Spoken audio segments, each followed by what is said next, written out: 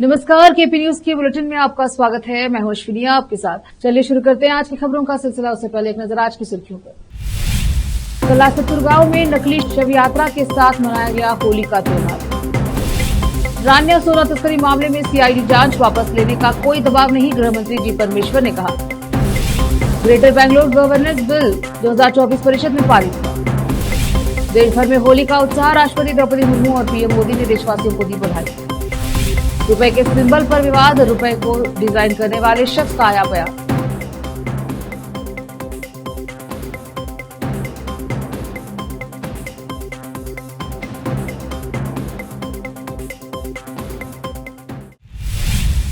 समाचारों का सिलसिला शुरू करते हुए देखते हैं समाचार विस्तार से।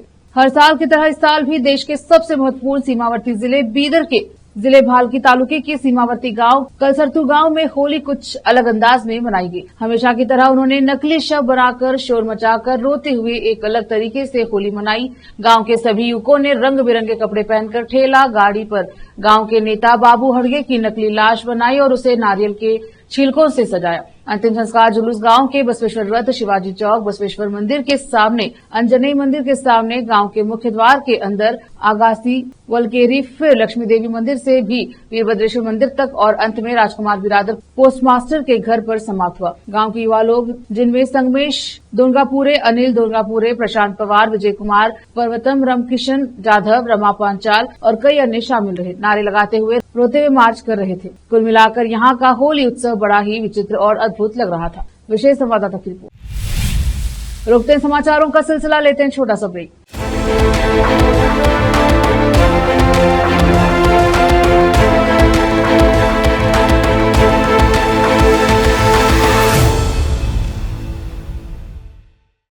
नूर एजुकेशन ट्रस्ट बीदर की ओर से चलाए जाने वाला Noor MEd and BEd college Bidar, recognized by NCTE Delhi and affiliated to Bidar University, Bidar.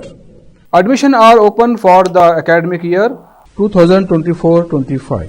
विशेषज्ञ और सक्षम शिक्षकों द्वारा शिक्षा प्राप्त करने के लिए नूर एमएड एंड बीएड कॉलेज में दाखिला लें और शांत वातावरण में शिक्षा प्राप्त करें। बीदर शहर में बेहतर शिक्षा का एकमात्र केंद्र Noor MEd and BEd college, Shahpur gate, Bidar.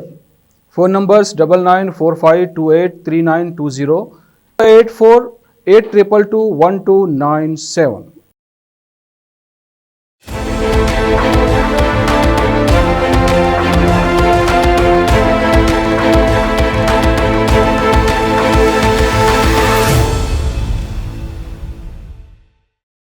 Break के बाद स्वागत है आपका। देखते हैं समाचार देश की।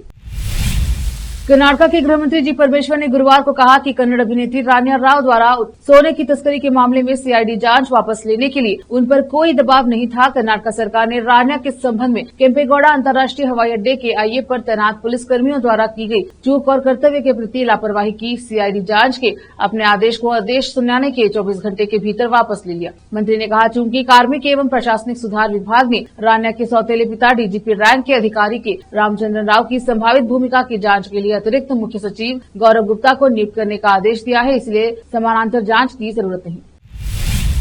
विधान परिषद के कई सदस्यों की आपत्तियों के बावजूद विवादास्पद ग्रेटर बेंगलोर गवर्नेंस विधेयक 2024 बुधवार को कर्नाटक विधानमंडल के उच्च सदन में पारित हो गया। विधेयक के क्रियान्वयन से बेंगलुरु में विभाजन की आशंका को लेकर चिंता व्यक्त करते हुए उप मुख्यमंत्री डीके शिव कुमार, जो बेंगलुरु विकास मंत्री भी हैं, ने कहा कि इस विधेयक का उद्देश्य राज्य की राजधानी की प्रशासनिक मशीनरी को मजबूत करना है। उप मुख्यमंत्री ने परिषद को आश्वस्त करते हुए कहा कि केम्पेगौड़ा ने इस शहर की नींव रखी और उसके भूभाग को चिन्हित किया, लेकिन बेंगलुरु को उन सीमाओं से परे फैला दिया गया है। मैं आपकी सभी चिंताओं को समझता हूं और आपको आश्वासन देता हूं कि बेंगलुरु का बंटवारा नहीं होगा। शिव कुमार ने बताया कि इस विधेयक का मसौदा हितधारकों के साथ कई दौर के विचार विमर्श के बाद तैयार किया गया है। साथ ही नागरिकों के साथ व्यापक परामर्श भी किया गया।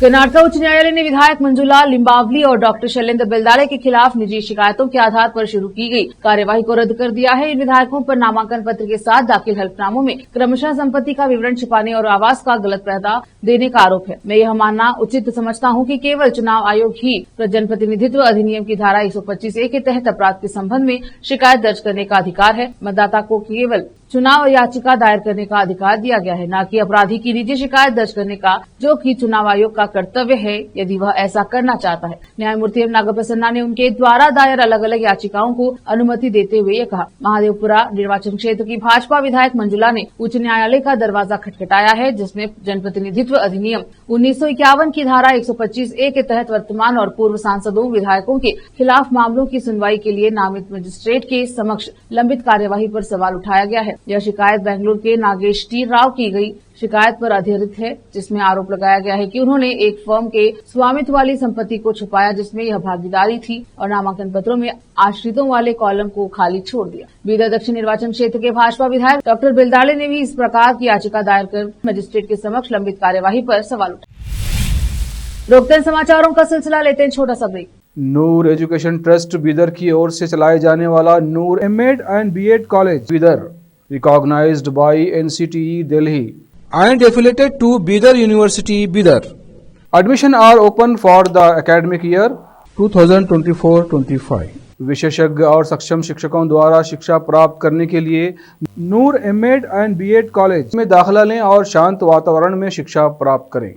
बीदर शहर में बेहतर शिक्षा का एकमात्र केंद्र Noor MEd and BEd college, Shahpur gate, Bidar. Phone numbers 9945283920 8482221297। Break के बाद स्वागत है आपका, देखते हैं समाचार देश के। देश भर में आज होली का त्योहार बड़े धूमधाम से मनाया जा रहा है। आम लोगों से लेकर खास लोगों तक हर कोई आज होली के रंग में रंगा हुआ नजर आ रहा है। होली के इस अवसर पर राष्ट्रपति द्रौपदी मुर्मू और पीएम मोदी ने भी देशवासियों को होली की शुभकामनाएं दी है। इसके अलावा भी देश भर की विभिन्न हस्तियों ने होली की बधाई दी है। आपको बता दें कि होली के साथ इस बार रमजान के जुम्मा के नमाज का भी दिन है। इसे लेकर देश के विभिन्न स्थानों पर सुरक्षा व्यवस्था को बढ़ा दिया गया था। राष्ट्रपति द्रौपदी मुर्मू ने देशवासियों को होली की बधाई देते हुए सोशल मीडिया प्लेटफॉर्म एक्स पर एक पोस्ट, उन्होंने एक्स पर लिखा, रंगों के त्योहार होली के पावन अवसर पर सभी देशवासियों को हार्दिक शुभकामनाएं। हर्षोल्लास का यह पर्व एकता, प्रेम और सद्भाव का संदेश देता है। यह त्याग भारत की अनमोल सांस्कृतिक विरासत का भी प्रतीक है। आइए इस शुभ अवसर पर हम सब मिलकर भारत माता की सभी संतानों के जीवन में निरंतर प्रगति, समृद्धि और खुशियों के रंग भरने का संकल्प लें। केंद्र सरकार से तनाव के बीच तमिलनाडु सरकार ने राज्य बजट में रुपए के प्रतीक चिन्ह रुपए को बदलकर तमिल भाषा का एक प्रतीक दिया। वित्त मंत्री निर्मला सीतारामन ने इस कदम को लेकर तमिलनाडु के मुख्यमंत्री एम के स्टालिन पर निशाना साधा। इस मुद्दे से जुड़ी एक खास बात यह है कि रुपए के प्रतीक चिन्ह को एम के स्टालिन की पार्टी डीएमके के ही पूर्व विधायक के बेटे ने डिजाइन किया था। अब इस पूरे विवाद पर रुपए के डिजाइन प्रोफेसर उदय कुमार धर्मलिंगम का बयान सामने आया है। आईआईटी गुवाहाटी के प्रोफेसर उदय कुमार धर्मलिंगम, जिन्होंने भारतीय रुपए के प्रतीक चिन्ह को डिजाइन किया था, उन्होंने कहा, मुझे इस सिंबल चेंज के पीछे के कारणों के बारे में पूरी जानकारी नहीं है। संभवतः राज्य सरकार के पास परिवर्तन करने के अपने तरीके, विचार और कारण हैं। मैंने इसे 15 साल पहले डिजाइन किया था, जब तत्कालीन केंद्र सरकार ने एक प्रतियोगिता आयोजित की थी और मैंने इसे जीता था। इसके बाद उन्होंने इसे लागू किया और इसका व्यापक रूप से उपयोग किया जा रहा है। Government wanted to implement their own symbol for the rupees. So honestly speaking, I don't have a complete information about the reasons behind their change. Probably the state government has their own ways and views on or reasons to kind of make the changes. So for me, so I designed this 15 years ago, and the central government at that time kind of floated a competition, and I won the competition, and they implemented it, and it's been widely used. Even in the state also, of Tamil Nadu also, it has been used. Then probably, I mean, it's the state government which has taken the decisions to kind of make the change. So I have no idea as into what.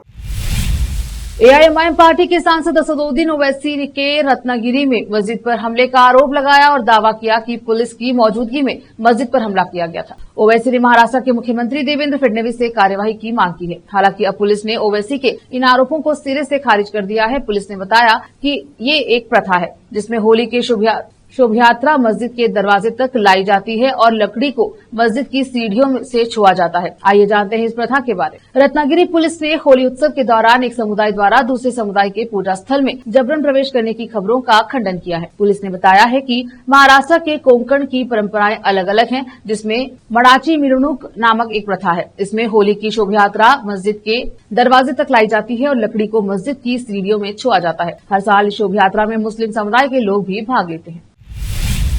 Madhya Pradesh के मुख्यमंत्री मोहन यादव ने गुरुवार को कई बड़ी घोषणाएं की हैं। उन्होंने कहा है कि सरकार हर 200 किलोमीटर पर एक एयरपोर्ट और हर 150 किलोमीटर पर एक हवाई अड्डे का निर्माण कराएगी। उन्होंने यह भी कहा कि प्रत्येक विधानसभा क्षेत्र में एक हेलीपैड सह खेल स्टेडियम भी बनाया जाएगा। सीएम मोहन यादव ने विधानसभा में राज्यपाल के अभिभाषण पर धन्यवाद प्रस्ताव को लेकर उत्तर देते हुए राज्य में आगामी एक्सप्रेसवे परियोजनाओं पर भी प्रकाश डाला। सीएम मोहन यादव ने कहा कि राज्य की नई विमानन नीति के तहत भाजपा सरकार इस क्षेत्र को बढ़ावा देने और पूरे मध्य प्रदेश हवाई संपर्क में सुधार करने का प्रयास कर रही है। मुख्यमंत्री ने कहा, राज्य की नई विमानन नीति के अनुसार हर 200 किलोमीटर पर एक एयरपोर्ट बनाया जाएगा और हर 150 किलोमीटर पर एक हवाई पट्टी बनाई जाएगी। उन्होंने कहा कि प्रत्येक विधानसभा क्षेत्र में एक छोटा स्टेडियम और 2 कमरे होंगे, जिसमें हेलीपैड भी होगा। यह एक तरह से यह बहुउद्देशीय सुविधा होगी।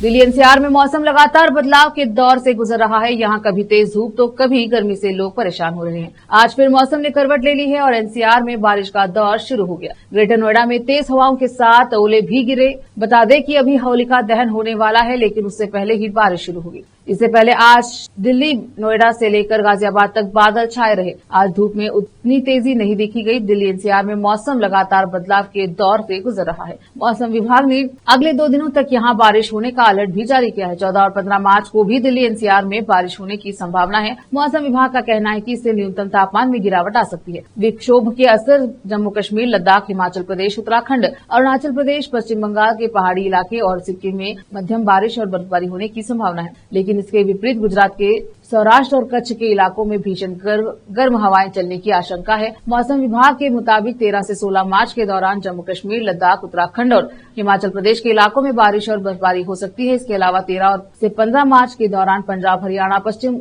उत्तर प्रदेश और राजस्थान, 15 मार्च को पूर्वी उत्तर प्रदेश के मध्यम से भारी बारिश की संभावना है। रोकते हैं समाचारों का सिलसिला, लेते हैं छोटा सा break. Noor education trust Bidar की ओर से चलाए जाने वाला Noor MEd and BEd college Bidar, recognised by NCTE Delhi and affiliated to Bidar University, Bidar, admission are open for the academic year 2024-25.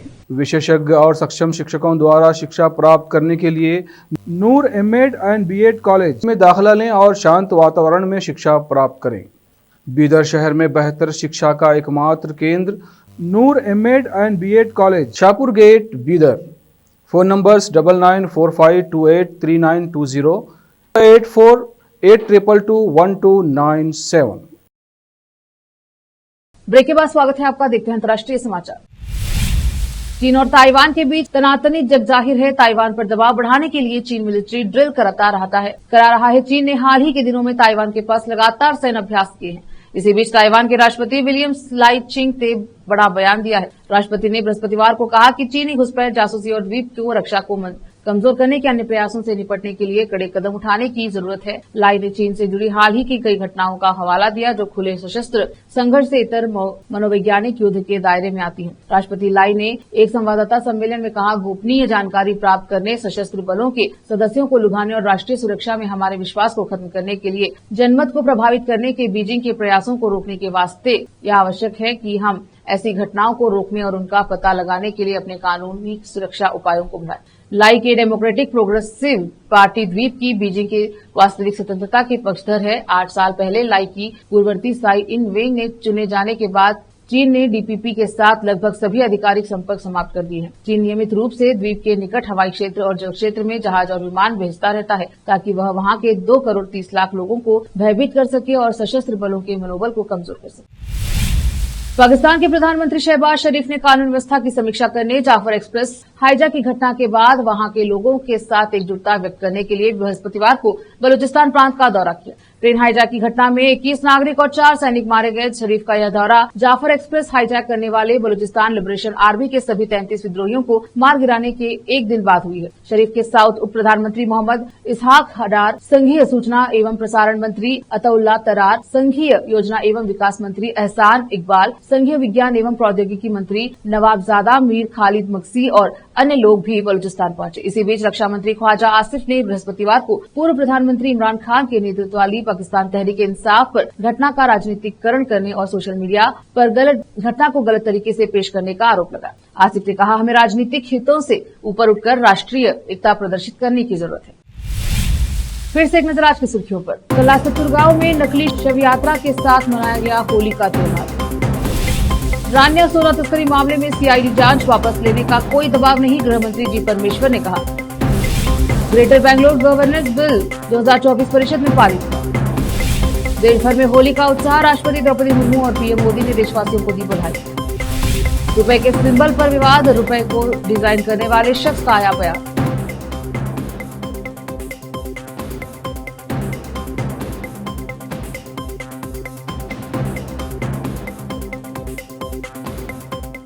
KP news के बुलेटिन में अब तक के लिए इतना ही। देखते रहिए केपी न्यूज 24/7। अधिक जानकारी के लिए केपी न्यूज 24/7 को लाइक, शेयर एंड सब्सक्राइब जरूर करें। धन्यवाद।